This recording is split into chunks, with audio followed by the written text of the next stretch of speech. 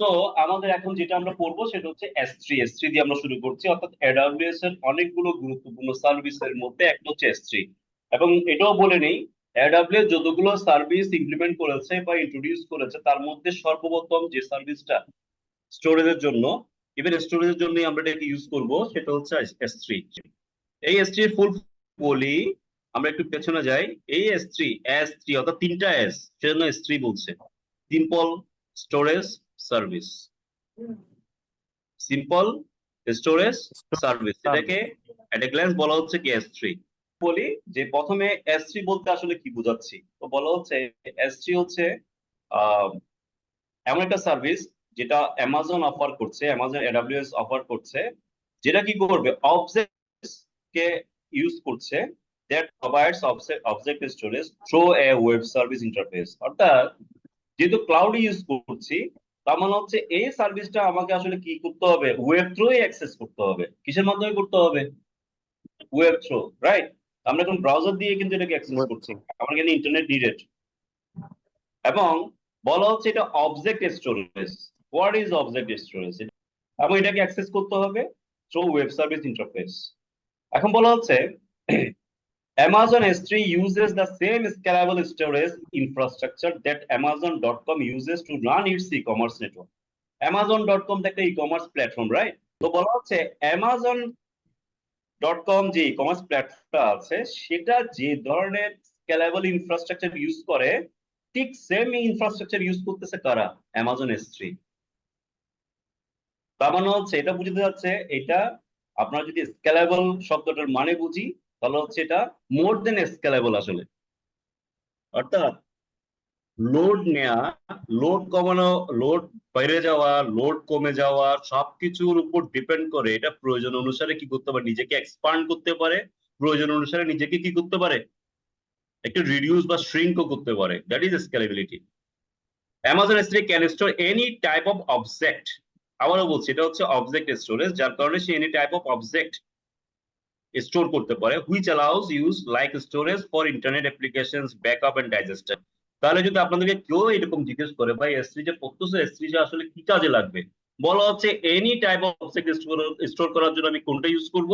এই any type of object বলতে কি বুঝি, সেটা হচ্ছে কোনো ইন্টারনেট অ্যাপ্লিকেশন হতে পারে, storage for any internet application, like একটা ওয়েবসাইট, একটা ওয়েবসাইট হচ্ছে একটা ইন্টারনেট অ্যাপ্লিকেশন, রাইট? ব্যাকআপ, যে কোনো ব্যাকআপ, ডাইজাস্টার রিকভারি, অর্থাৎ কোন একটা ডিজাস্টার হলে সেটা রিকভার করার জন্য যে রিসোর্স গুলো আমার দরকার, সেগুলো আমি এখানে কি করতে পারি, স্টোর করতে পারি। ক্লিয়ার? তাহলে যখন শব্দগুলো এরকম আসবে, অবজেক্ট স্টোরেজ, ব্যাকআপ, আর্কাইভ, এগুলো শব্দগুলো যখন আসবে, ডাইজাস্টার, এবং এটার সাথে যখন স্টোরেজ অ্যাড হবে, তখন বুঝবে এটা কার কথা বলছে, S3 এর কথা বলছে। ক্লিয়ার? S3 আপনাদের জীবনে যাতে আর না ভুলে, সেজন্য বললাম। S3 হচ্ছে, প্রথমে আবারও বলছি, S3 হচ্ছে কি, storage, object storage.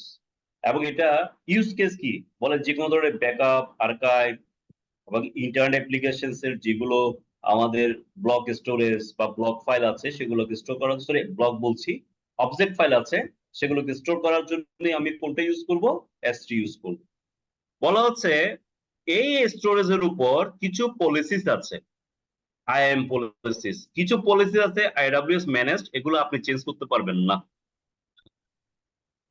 System generated যে সার্ভিস গুলো আছে, যেগুলো AWS ম্যানেজ করে, এগুলো আপনি ম্যানেজ করছেন না। হ্যাঁ, ধরুন এই যে ইউজারটা আছে, এই ইউজারটার উপর একটা পলিসি ইমপ্লিমেন্ট করা আছে না? কি পলিসি? Amazon EC2 ফুল অ্যাক্সেস, অর্থাৎ EC2 টাকে ফুল অ্যাক্সেস করতে। তো এখন যদি আপনি এই পলিসির মধ্যে কোনো ফিচার চেঞ্জ করতে চান, এটা আপনার দ্বারা সম্ভব হবে না, বিকজ এটা কে ম্যানেজ করছে, AWS। আবার কিছু পলিসি আছে আপনি আপনার মতো করে তৈরি করে নিতে পারেন। আমরা এখনো পলিসি গুলো ভালো করে জানি না, সেজন্য এখন করবো না, আস্তে আস্তে করবো। ওই পলিসি গুলো আপনি কি করতে পারবেন, ম্যানেজ করতে পারবেন, যেগুলো হচ্ছে কাস্টমার ডিফাইন্ড, অর্থাৎ কাস্টমার নিজের প্রয়োজনে সে পলিসি গুলো কি করেছে, ডিজাইন করেছে। আপনারা সবাই তো কম বেশি গ্রুপ পলিসির নাম শুনেছেন। যারা সফটওয়্যার ডেভেলপ করে তারাও কিন্তু পলিসি নিজের প্রয়োজনে কিছু ডেভেলপ করে, রাইট? তো যে পলিসি গুলো আপনি ডেভেলপ করেছেন বা আপনি তৈরি করেছেন, সেগুলো কিন্তু আপনি আবার কি করতে পারবেন, কাস্টমাইজ করতে পারবেন। কিন্তু কিছু পলিসি আছে যেগুলো সিস্টেম জেনারেট করেছে, সেগুলোকে আপনি চেঞ্জ করতে পারবেন। তো দ্যাট ইজ AWS ম্যানেজ, অর্থাৎ যেগুলো AWS নিজে করেছে সেগুলো আপনি কি করতে পারবেন না, কাস্টমাইজ করতে পারবেন না, সেটা যে সার্ভিস রিলেটেড হোক না কেন। আমরা এখন পড়ছি S3, সেজন্য S3 এর ক্ষেত্রে কথা বলা হচ্ছে, এটা মাথায় রাখবেন। AWS manage policies can be modified, customer manage policies can be modified. Customer বলতে ধরুন আমি AWS এর সার্ভিস ইউজ করছি, আমি আমার প্রয়োজনে কোন একটা সার্ভিসের সাথে আমি কোন একটা পলিসি নিজে কি করেছি, তৈরি করেছি। সেক্ষেত্রে এই পলিসিকে আমি কি করতে পারবো, মডিফাই করতে পারবো, আপডেট করতে পারবো, নো ইস্যুস। কিন্তু যে পলিসিটা AWS নিজে ম্যানেজ তৈরি করেছে, সেটা আপনি কি করতে পারবেন না, মডিফাই করতে পারবেন না, এটা মাথায় রাখবেন। ওকে, এখন আসি basic of S3। What is object? একটা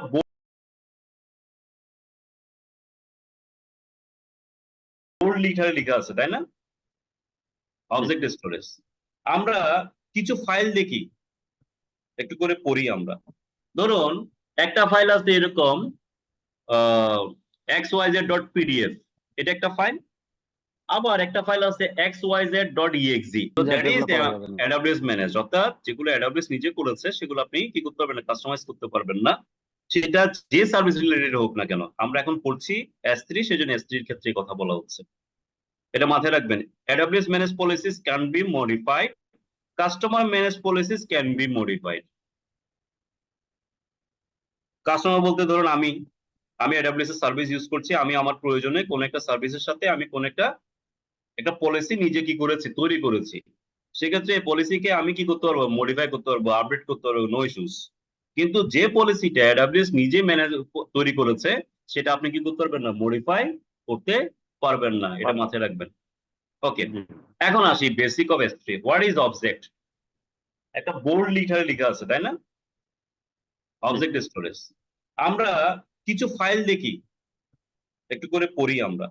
ধরুন একটা ফাইল আছে এরকম xyz.pdf, এটা একটা ফাইল।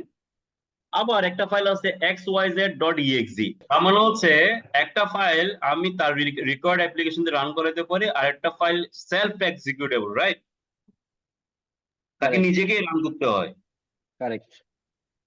আপনি তাকে কোনো অ্যাপ্লিকেশন দিয়ে রান করাতে পারবেন না কিন্তু। ওকে, সো এই অবজেক্ট স্টোরেজ হচ্ছে ওগুলাই যেগুলো সেলফ এক্সিকিউটেবল না, বা এক্সিকিউটেবল বাই ওন না। যেমন txt file, jpg file, html file, then কি জানো, আর যে কোনো ধরনের আমরা যে ফাইলগুলো ইউজ করি, ইউজেবল, নরমাল ইউজেবল যে ফাইলগুলো, এগুলো হচ্ছে ব্লক ফাইল, এগুলো অবজেক্ট ফাইল, এগুলোকে আমরা কি বলবো, অবজেক্ট ফাইল। কিন্তু কিছু কিছু ফাইল আছে না যেগুলো অটো রান করে নিজে, যেমন ব্যাচ ফাইল, স্ক্রিপ্ট ফাইল আছে না, exe ফাইল। জাস্ট আমি বোঝার জন্য এগুলো বলতেছি। এগুলো কিন্তু সেলফ এক্সিকিউটেবল বা ওন এক্সিকিউটেবল, এগুলোকে আমরা বলবো ব্লক ফাইল। আমরা যে ফাইলগুলোকে নিয়ে কাজ করি অ্যাজ এ নর্মাল ইউজার, সেই ফাইলগুলো বেশিরভাগই অবজেক্ট ফাইল, সেগুলো বেশিরভাগই কি ফাইল, অবজেক্ট ফাইল। কিন্তু কিছু কিছু ফাইল আছে like exe file, like batch file, এরপর হচ্ছে আমরা যদি লিনাক্স এর কথা চিন্তা করি বা আমাদের অ্যান্ড্রয়েড এর কথা চিন্তা করি .apk ফাইল, যদি ম্যাক এর কথা চিন্তা করি .dmz ফাইল, এই ধরনের অনেক ফাইল আছে যেগুলো কিন্তু কি হয়, এক্সিকিউটেবল বাই ওন হয়, সেগুলো হচ্ছে ব্লক ফাইল, এটা মাথায় রাখি আপাতত। S3 can store any sizeable file, অর্থাৎ যত বিশাল সাইজে হোক না কেন S3 এটাকে স্টোর করবে। সে একটা ফাইল সর্বোচ্চ 5 TB পর্যন্ত কি করতে পারে, স্টোর করতে পারে। ধরেন একটা ফাইল তার সাইজ হচ্ছে সর্বোচ্চ কত, তার ফাইলের সাইজ কত, 5 TB, সে এটাকেও কি করতে পারবে, স্টোর করতে পারবে।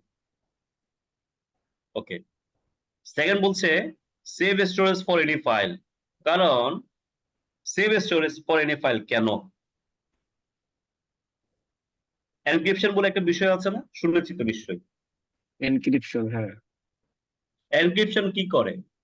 এনক্রিপশন বলছে যে কোনো ফাইল বা ফোল্ডারকে যদি আমি এনক্রিপ্ট করি, তখন বাই ডিফল্ট তার একটা হ্যাশ লেভেল পড়ে যায়, যার কারণে এখানকার মধ্যে আসলে কি কন্টেন্ট আছে সেটা একমাত্র যে ব্যক্তি এনক্রিপ্ট করেছে সেটা আর কেউ কি করতে পারে না, করতে পারে না, এরকমই তো বলি, রাইট? এখন বলা হচ্ছে save storage for any file, because যখন স্টোরেজ এখানে রাখবেন এগুলো বাই ডিফল্ট কি হয়ে যাবে, তার একটা ডিফল্ট সার্ভার লেভেল এনক্রিপশন থাকে, সেখানে এটা এনক্রিপ্টেড হয়ে যাবে, সেজন্য বলা হচ্ছে এটা সেভ। অর্থাৎ আপনি সহজে খুলতেছেন, যেহেতু আপনি আপনার ইউজার নেম পাসওয়ার্ড দিয়ে ঢুকে কাজ করতেছেন, দ্যাটস ওয়াই এটা আপনার জন্য সহজ, কিন্তু সবার জন্য না। আপনার পলিসি পারমিশন আছে বলে আপনি অ্যাক্সেস করতে পারতেছেন, কিন্তু সাথে সাথে এটা এনক্রিপ্টেডও। ওকে, আনলিমিটেড স্টোরেজ তো এটা বুঝতেছেনই, যেহেতু 5 টিবি, এক একটা ফাইলের সাইজ 5 টিবি হলেও সে স্টোর করবে, যদি বড় হয় তাহলে সেটা মাল্টি পার্টে ভেঙে ভেঙে সেটা কি করে স্টোর করবে, বাট তারপরে সে স্টোর করবে। ওকে, but it is not suitable for installing OS in it। এটা মানে বুঝছেন এবার, একটা ওএস কে চাইলে আমি কি করতে পারবো না, স্টোর করতে পারবো, কিন্তু ওএস স্টোর করেন কেন, রান করানোর জন্য তো, তাই না? ওএস বলতে তো বুঝি অপারেটিং সিস্টেমের কথা বলছি। তাহলে এখানে কি কি শিখলাম? S3 হচ্ছে অবজেক্ট স্টোরেজ, S3 হচ্ছে যে কোনো সাইজেবল ফাইল কে স্টোর করতে পারে, একটা ফাইলের সাইজ ম্যাক্সিমাম 5 টিবি পর্যন্ত সে গ্রান্টেড, দেন যদি বড় হয় সে মাল্টিপার্ট করে নিবে, এবং বলা হচ্ছে ওএস এর জন্য, ইনস্টলের জন্য এটা সুইটেবল স্টোরেজ না, এটা বলছে।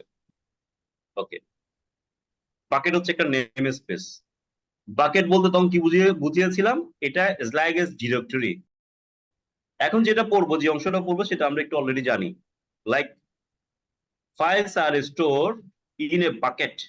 বাকেট হচ্ছে একটা নেম স্পেস। বাকেট বলতে তখন কি বুঝিয়েছিলাম, এটা is like S directory, is like S হবে ইউনিক হতে হবে। পৃথিবীর কোনো প্রান্তে কোনো একটা অ্যাকাউন্টেও যদি এটা কি থাকে, এই নাম থাকে, সে নাম আপনি ইউজ করতে পারবেন না।